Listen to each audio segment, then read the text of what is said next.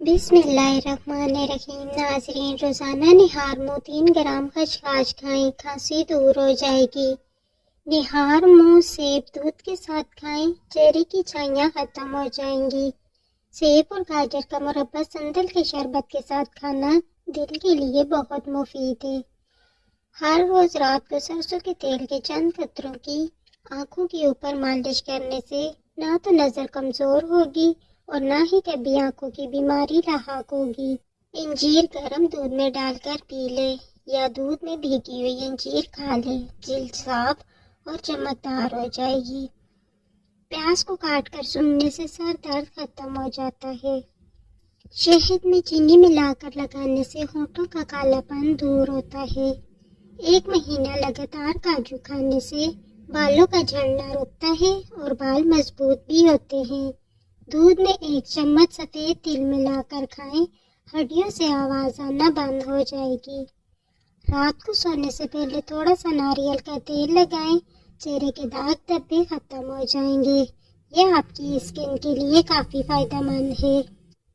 دودھ میں 2 سے 3 بوندیں لیموں کا رس اور 1 چمچ عرق گلاب کو ملا لیں۔ اب انہیں اچھی طرح مکس کریں اور ہاتھوں پر لگائیں۔ ہاتھ صاف اور خوبصورت ہو جائیں گے۔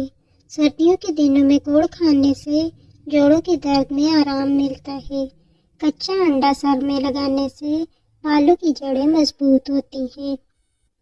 منہ کے چھالوں پر ایلو ویرا جیل لگانے سے آرام ملتا ہے۔ دودھ کے ساتھ کیلا کھانے سے وزن بڑھانے میں مدد ملتی ہے۔ امرود کھانے سے گیس اور قبض کے مسئلے میں آرام ملتا ہے۔ جامن کھانے سے رات کو منہ سے پانی آنے کی شکایت دور ہوتی ہے۔ جوڑوں اور کمر کے درد کے لیے زیتون کے تیل کی مالش کرو، جوڑوں کا درد ختم ہو جائے گا اور بڑھاپے میں بھی جوڑ مضبوط رہیں گے۔ آلو کاٹ کر چہرے پر ملنے سے جھڑیاں غائب ہو جاتی ہیں۔ انڈے پروٹین حاصل کرنے کا بہترین ذریعہ ہے۔ اگر آپ 50 گرام بھنے ہوئے چنے کھاتے ہیں تو آپ کے جسم کو 13 سے 14 گرام پروٹین ملتا ہے۔ مینگو شیک پینے سے تناؤ اور ڈپریشن کم ہوتا ہے۔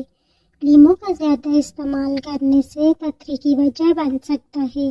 اگر آپ روزانہ دودھ میں مکھانے ابال کر کھاتے ہیں تو اس سے ہاتھ، پیر، گھٹنے اور کمر کا درد ختم ہو جاتا ہے۔